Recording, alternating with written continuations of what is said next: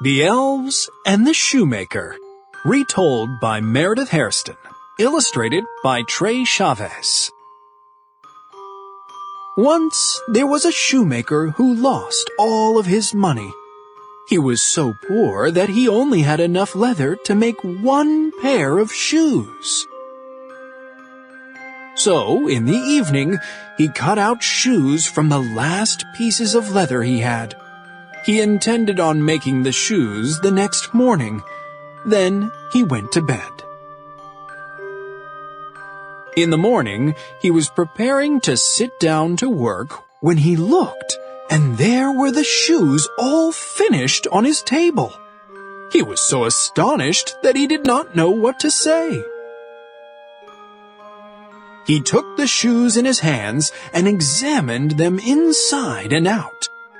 They were so neatly made that not a stitch was out of place. He knew they were made by someone with a master hand. Very soon a customer came in. He noticed the shoes right away. He liked the shoes so much that he paid more than the regular price for them. With this money, the shoemaker was able to purchase more leather and make 2 more pairs of shoes. He cut them out in the evening, and then he went to bed. The next day, he sat down to work at his table, but there was no need for him to work. The 2 pairs of shoes stood beautifully finished before him. Again, more customers came. They paid him so well that he was able to buy leather for 4 more pairs of shoes. The following morning, he found the 4 pairs finished. This continued every day. Whatever he cut in the evening was finished the next morning. Soon enough, the shoemaker was no longer poor thanks to the money he made from the mysterious shoes. One evening, not long before Christmas, the shoemaker said to his wife, "What do you think of staying up tonight to see who is lending us a helping hand?" His wife liked the idea, so they lit a candle and hid themselves in a corner of the room.